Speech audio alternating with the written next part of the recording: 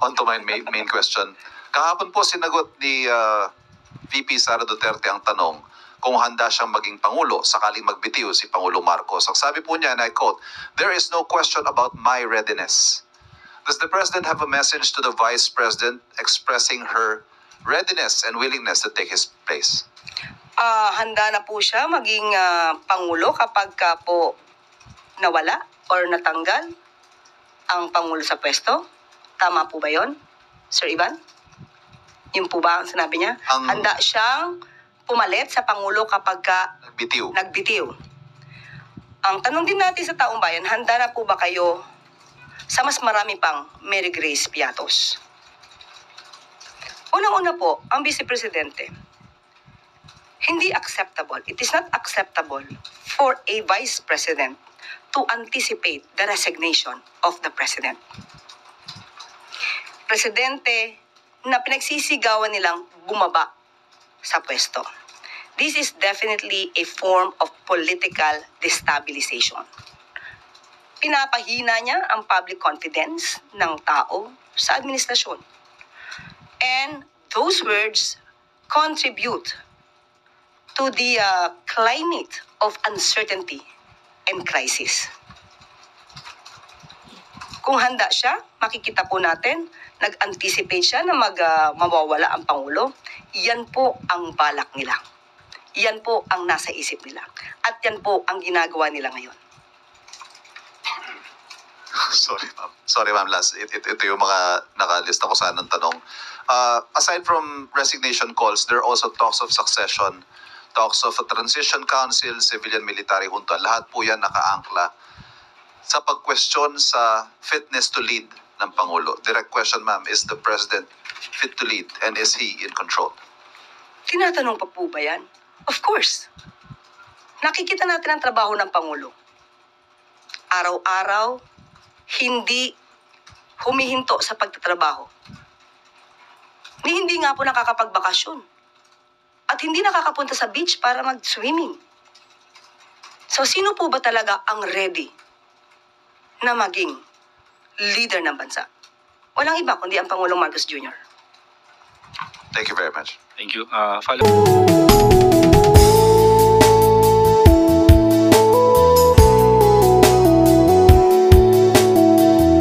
Sir, Undersecretary Claire Castro.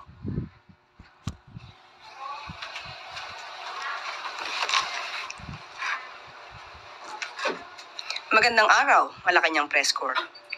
Bilang patunay na ang pamahalaan ay bukas, tapat, at nakikinig sa taong bayan, inilunsad kahapon ni Pangulong Ferdinand R. Marcos Jr.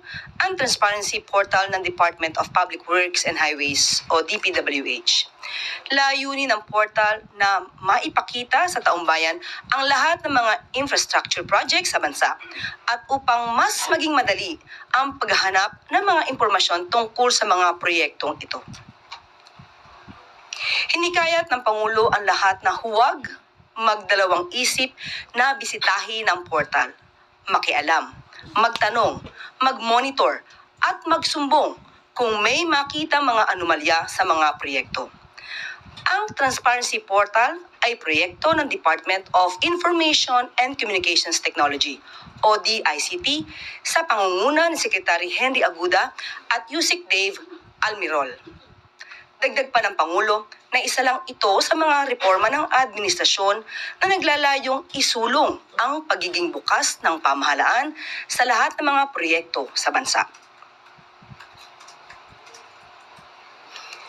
Pangulong Ferdinand R. Marcos Jr. pinangunahan ang mga hakbang na magbibigay ginhawa sa taong bayan at mga ngalaga sa kalikasan. Upang magbigay daan sa mas maginhawang pamumuhay ng bawat Pilipino, pinangunahan kahapon ni Pangulong Marcos Jr. ang inspeksyon ng Ningning 6.55 megawatt project sa Naik, Cavite.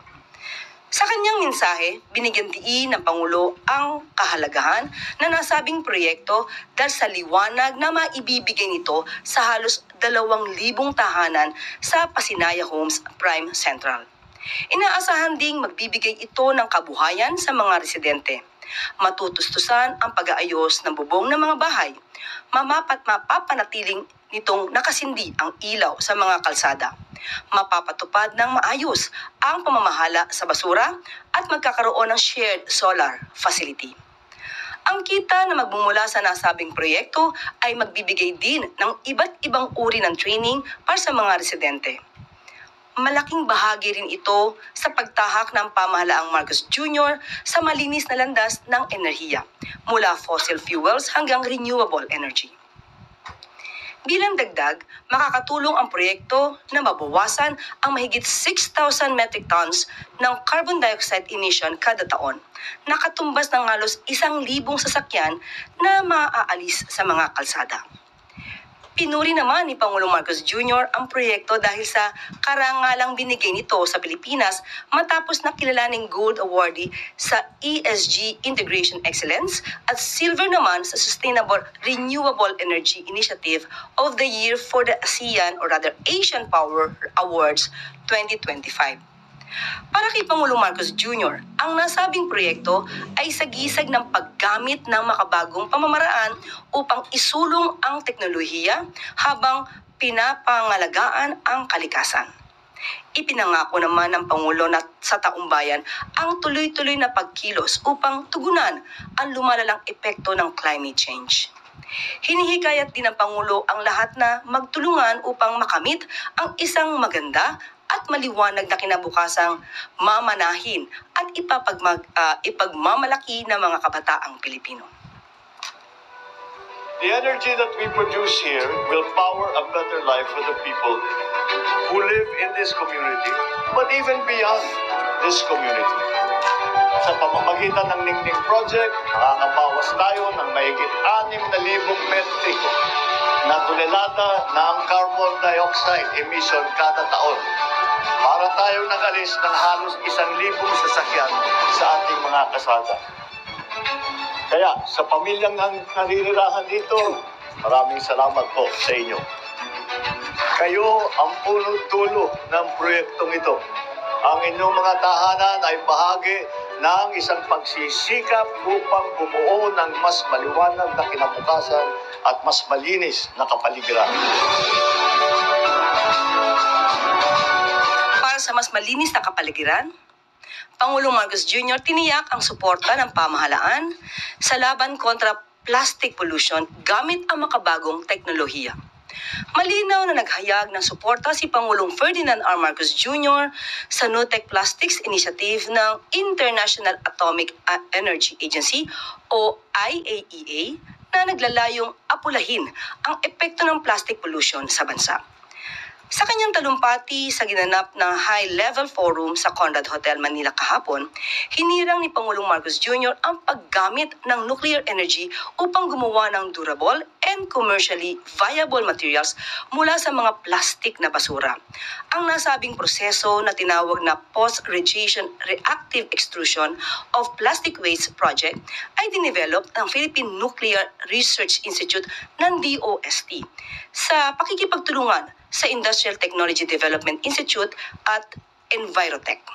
Bukod dito ay ibinida rin ng Pangulo ang pagtatatag sa Marine Microplastics Monitoring Laboratory ng UP Marine Science Institute at ng kontribusyon nito sa pag-track sa real-time impact ng microplastics sa marine ecosystems. Layunin ng mga nasabing proyekto na gamitin ang teknolohiya upang protektahan ang kalikasan, kalusugan ng mga mamamayan, at isulong ang aktibong partisipasyon ng Pilipinas sa global efforts ng international community para labanan ng plastic pollution. Tunay nga may ipagmamalaki ang husay at dunong ng mga Filipino scientists. Mabuhay po kayo.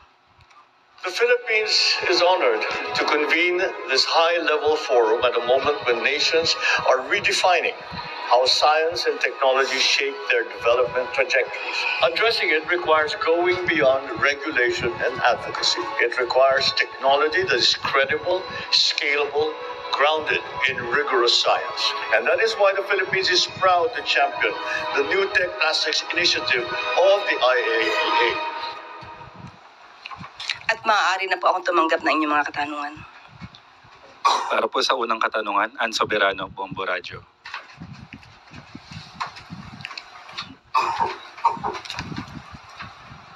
Yusek, good morning. Kuha lang po ako ng reaction from the palace. Kahapon po kasi may pasabog si dating Congressman Saldico at isinama na po niya si Presidential Son at House Majority Leader Sandro Marcos. Alam po ba ni Pangulong Marcos yung akusasyon ni Saldico laban kay Kong Sandro na sinasabing nag-insert ng 50 billion may nagkaroon siya ng 50 billion budget insertion. Ano po yung reaction ni Pangulo dito? Unang-una po ay nakapag-salita na po at nagpahayag na po ng denial si Congressman Sandro Marcos. Yan daw po ay kasinungalingan ayon sa kanya. At sa atin naman po, bago tayo magbigay ng anumang tugon dyan, mas maganda po siguro na tapusin na muna kung siya man po yung nagsasalita ni Zaldico ang kanyang mga mensahe, ang kanyang mga di umanong mga kwento mula video 1, 2, 3 hanggang video 4 and 5. Madaling nag-iba ang kanyang hairstyle. Kaya tuwing makikita natin at masasabi natin ang mga inconsistencies, maaaring magbago rin siya ng kwento. So dapat matapos muna lahat ang kanyang mga sinasalaysay dahil sa tuwing mapupunan natin ang kanyang mga inconsistencies, sumasabay po ang kanyang pagbabago ng kwento sa pagbabago ng hairstyle sa video. Follow up lang, ma'am. Ma'am, may report din po ba ang Palasyo ng Malacanang regarding sa intelligence report na may nakikipag-ugnayan si Saldico sa grupo na gustong pumalit po daw sa gobyerno ng Marcos? Wala pa po tayo masasabi patungkol dyan. Wala po tayong update at tingnan po natin kung meron pong ganyang mga alingas-ngas. So, ibibigay ko po sa inyo ang update kung meron man. Salamat, Yusek. Thank you. Next is Julie Baiza, 1PH. Morning, Yusek. Yesterday po napaulatan na aresto si former presidential spokesman Harry Roque. May official communication na po ba or clarification yung palace tungkol dito? Sa ngayon po, nakausap po natin ang pamunuan po ng DILG at magbibigay na lamang po sila ng update kapag meron na po. So wala pa pong confirmation, ma'am? Yun po yung ayon sa DILG, hindi natin makukonfirm. Pati sa DFA ay wala pa rin pong confirmation. So magbibigay ng update kapag meron na po. Thank you. Ivan Mayrina, GMA News. Sorry ma'am, balikan ko yung tanong ni Ann kanina. Sabi ninyo, kung siya nga po yun, can you elaborate? Are we expressing doubt that that is Zaldico? Sa nakikita po natin ng mga pag-iba-iba ng kanyang mga imahe, hindi mawawala sa isipan kung siya man yun o hindi. But still, sasagot po tayo. At ang nais lang po natin ay tapusin niya ang kanyang salaysay. Kasi tuwing mapupunan natin ang kanyang mga inconsistencies, nababago rin po ang kanyang statements. So makikita niyo po yung mga pabago-bagong statements mula video 1, 2, 3 hanggang 4 and 5. Can you point out some of the inconsistencies you've spotted so far from video 1 to video 4 or 5? Unang-una, hindi niya binanggit sa video 1, 2, ang sinasabing transaksyon ng 2022. Maliwanag na ang binanggit niya nagsimula daw ang kanyang pakikipag-usap di umano kay Secretary Mina Pangandaman 2024. So nung napuna ang mga inconsistencies, nabago ang kwento.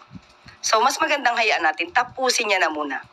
Kasi sabi nga natin, tuwing makikita natin ang mga inconsistencies, hindi lang po tayo, pati yung mga ibang mga lawyers, ibang mga eksperto na bumabasa at nadidinig ang kanyang mga sinasabi at napupuna ang inconsistencies, ginagamot nila sa mga susunod na mga videos. Sorry, and what does that have to do with the changes in his appearance, in his hairstyle? Kung isang araw lang itong ginawa, hindi dapat nababago ang itsura. So it means, lumalabas. Iba-ibang araw ito ginawa. At malamang ay bumabase sila sa reaksyon ng tao. Sorry, on to my main question. Kahapon po sinagot ni VP Sara Duterte ang tanong kung handa siyang maging Pangulo sakaling magbitiw si Pangulong Marcos. Ang sabi po niya, and I quote, "There is no question about my readiness." Does the President have a message to the Vice President expressing her readiness and willingness to take his place? Handa na po siya maging Pangulo kapag ka po nawala or natanggal ang Pangulo sa pwesto. Tama po ba yon, Sir Ivan? Yun po ba ang sinabi niya? Handa siyang pumalit sa Pangulo kapag ka Bitiw. nagbitiw. Ang tanong din natin sa taong bayan, handa na po ba kayo sa mas marami pang Mary Grace Piatos? Unang-una po, ang Vice Presidente, hindi acceptable. It is not acceptable for a Vice President to anticipate the resignation of the President. Presidente na pinagsisigawan nilang bumaba sa pwesto. This is definitely a form of political destabilization. Pinapahina niya ang public confidence ng tao sa administrasyon. And those words contribute to the climate of uncertainty and crisis. Kung handa siya, makikita po natin, nag-anticipate siya na mawawala ang Pangulo. Yan po ang balak nila. Yan po ang nasa isip nila. At yan po ang ginagawa nila ngayon. Sorry, ma'am. Ito yung mga nakalista ko sa ng tanong. Aside from resignation calls, there are also talks of succession, talks of a transition council, civilian military junta. Lahat po yan nakaangkla sa pag-question sa fitness to lead ng Pangulo. Direct question, ma'am, is the President fit to lead and is he in control? Tinatanong pa po ba yan? Of course. Nakikita natin ang trabaho ng Pangulo. Araw-araw, hindi humihinto sa pagtatrabaho. Hindi nga po nakakapagbakasyon. At hindi nakakapunta sa beach para mag-swimming. So, sino po ba talaga ang ready na maging leader ng bansa? Walang iba kundi ang Pangulong Marcos Jr. Thank you very much. Thank you. Follow-up question, Eugene Fernandez, IBC 13. Yusek, I would like to have a follow-up question regarding kay Saldico. Yusek, since na-mention nyo, gusto nyo matapos na muna yung sinasabi ni Saldico, how important it is for the palace to listen yung lahat ng sasabihin ni Saldico? Kung nagiging parte po ito ng balita at ito po ay nagiging issue, hindi naman po hindi pwedeng pakinggan ito. Kailangan lahat po na nangyayari sa bansa, basta po verified, pinapakinggan po ito. At kailangan din pong ikonsidera. So, kailangan matapos muna kung anong sinasabi niya. At mas maganda, ayon sa Pangulo, umuwi siya rito. At dito niya, ikwento lahat yung nais niyang ikwento. Dahil kapag nagkukwento ka lang sa likod ng monitor, ang hirap tignan at i-assess ang credibility ng taong nagtatago lang. Thank you, Yusek. Thank you. Next is Marker Sargan, Brigada. Good morning, Yusek. Sa budget deliberation po kahapon ng Senate, nabanggit po or nag-present si Senator Robin Padilla ng isang voice clip na ang sinasabi allegedly, binabanggit po na voice recording nyo daw kausap yung mga vlogger. Baka gusto nyo pong sagutin ito, ma'am. For the satisfaction of Senator Robin Padilla, hindi po ako ang nasa video clip. Dahil sa ating pagkakaalam, itong video na to ay lumabas na noon pa at ibang muka ang pinapakitang binabanggit na madam. Hindi nga po ito kinover ng mainstream media. Dahil lumalabas, ayaw nila maging lihitimong balita ito nang hindi naman nila alam ang source. So I deny that the person or kung sino man sa dalawa dun,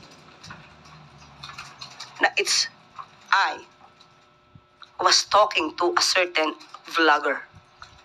Now, si Senator Robin ay nagpapanukala ng anti-troll farm bill. Maganda ang kanyang adhikain, maganda ang kanyang pinapanukalang batas, troll farm for fake news. Sana maging modelo din po si Senator Robin. Modelo na hindi magpapagamit o magpapabiktima sa troll farm na nagpapakalat ng fake news. Sabi nga po ni Senator Loren kahapon, you should know first your source. And since dininay niyo po na kayo, ma'am, may balak po ba kayong gawing legal na aksyon regarding dito sa audio clip? Hindi nga po natin alam kung saan ang galing. Mas maganda po itanong niyo po sana kay Senator Robin, saan niya po ba nakuha ito? Anong source ito galing? Sa ating pagkakaalam, hindi ito galing sa mainstream. Kung galing ito sa mga troll, obligasyon niya pong magsabi kung saan yung source. Thank you. Next is Ana Bajo, GMA News Online. Morning, ma'am. Ma'am, do we expect more changes in the cabinet amid the ongoing performance review po na sinasabi niyo naman po na regular po siyang ginagawa? Hindi pa po nakakapagbigay ng update sa atin. Sa kasalukuyan, wala pa pong ganun. Wala pa pong muling balasahan. But ma'am, meron na kaya tayong ipapalit sa PLLO o sa PEA, NK, and sa CPLA, ma'am, Chief Presidential Legal Advisor? Kapag nabigyan na po tayo ng update, isi-share ko agad sa inyo. Pero how about ma'am shortlist? Kahit po shortlist. Wala pa nabibigay sa atin. Thank you po. Thank you. Next is Ivy Reyes Billionario. Morning, Yusek. Ma'am, we understand that all decisions made by the ICI are entirely up to them because they're an independent body. But since the ICI is the President's initiative, may we know if Malacanang is confident in the ICI's commitment to live stream hearings? Kasi po, simula nung ilabas yung guidelines last week, lahat po ng resource persons nag-request for executive sessions, meaning they're not live streamed.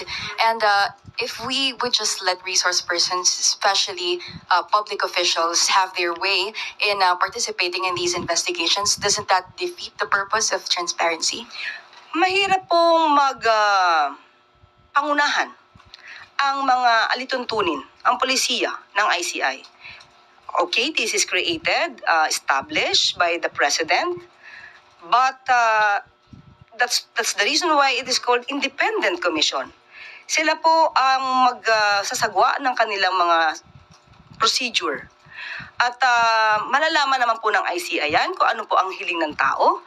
At ayon naman sa kanila, may mga legal na basis kung bakit ina-allow nila yung executive sessions. So, mas maganda po na ang katanungan na yan ay sa kanila talaga iba to dahil mas alam nila kung ano ang nagaganap sa hearing nila. Thank you. Next is Chloe Ofana, Business World. Regarding sa cabinet shuffle pa rin, Yusek, is there any truth po na madidissolve ang office ni Secretary Go before? Tinawagan po natin si Secretary Frederick Go at sinabi po niyang madidissolve ang OSAPEA. At muli, anong meron pa?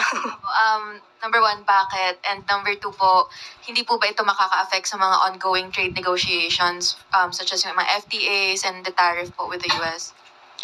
According to SecGo, ang DTI naman daw po ang siyang nag-handle ng technical and substantial work with regard to trade agreements. So wala naman po maapektuhan. And considering na galing po si Secretary Go sa OSAPEA at siya din naman po ang magiging Secretary ng Department of Finance. So magkakatulungan po yun. And kailan po effective tong pagde-dissolve na ito ng office? Pag dumating na po yung papel, isi-share ko po sa inyo. Within the week? Let's see. Okay. Follow-up question, Ace Romero, Philippine Star. Sec, if that's the case, why did the President even create the office? Para magkatulungan. But since si Secretary Ko ay mapupunta na rin sa Department of Finance at pareho naman po halos at magkakatulungan, so alam naman po niya ang expertise si Secretary Ko. So might as well ma-dissolve ito para konti na lang po ang magiging ahensya. Total, pareho naman po ang naging leader ng dalawang ahensya. But during the time it was created, ano ba yung wisdom for creating that office given na meron naman pong NEDA, meron naman pong DTI, meron naman pong DOF? Alam naman natin kung ano, saan ba eksperto si Secretary Frederick Go tungkol sa mga trade agreements. So since nga po ito naman ay natulungan na rin ng DTI at yung tao mismo, yung pinaka-head ng OSAPEA ay mapupunta naman din po sa Department of Finance. Katulad na sinabi natin, magkakatulungan. So instead na magdalawa pang ahensya na pareho namang eksperto doon, si Secretary Go, so might as well ma-dissolve siya at pagtulungan na lang po ng ibang ahensya, especially DTI. Na ngayon po, ang DTI po ang itinalaga to handle the technical and substantial work for that. Salamat po. Thank you. That's the last question, Yusek. Maraming salamat. Pangulong Marcos Jr. nakatakdang tanggapin ang ASEAN 2026 Coin at Philippine Festivals Coin series ngayong araw. Bilang pagkilala sa pagiging host country ng ASEAN sa 2026, nakatakdang ipresenta ng Bangko Sentral ng Pilipinas kay Pangulong Ferdinand R. Marcos Jr. ang ASEAN 2026 10 peso commemorative circulation coin mamayang hapon. Ang nasabing commemorative coin ay paghirang sa tungkulin ng bansa na pangunahan ang pagbubuklod ng Southeast Asian nations. Kasabay ding tatanggapin ni Pangulong Marcos Jr. ang mga bagong disenyo ng 100 peso Philippine Festivals commemorative coins na nakatakdang i-release sa 2026. Tampok sa 12 commemorative coins ang iba't ibang detalye o detalyadong disenyo na sumisimbolo sa mga natatanging pistang Pilipino. Nilalayo ng mga commemorative coins na ipagbunyi at ipagmalaki sa buong mundo ang ating makulay na kultura, mga tradisyon at pagdiriwang. Huwarang lokal na pamahalaan at DILG regional offices nakatakdang parangalan ni Pangulong Ferdinand R. Marcos Jr. ngayong araw. Pangungunahan mamayang hapon ni Pangulong Marcos Jr. ang Subay Bayani Awards 2025 kung saan paparangalan ang siyam na local government units o LGUs at 3 regional offices ng Department of Interior and Local Government. Layunin ng nasabing parangal na kilalanin ang mga LGUs na nagpamalas ng natatanging husay sa paghihikayat sa taumbayan na makilahok sa mga programa ng pamahalaan at sa mas bukas na implementasyon ng local infrastructure projects. Kinikilala din ng programa ang naging ambag ng DILG regional offices sa pag-monitor sa mga initiatives ng mga LGU. Ang siyam na mga LGUs na paparangalan ay ang Mountain Province, Aklan, Zamboanga Sibugay, Pasig City, Science of Muñoz, Victoria City, Victoria Oriental Mindoro, Sumilao Bukidnon at Magpet Cotabato.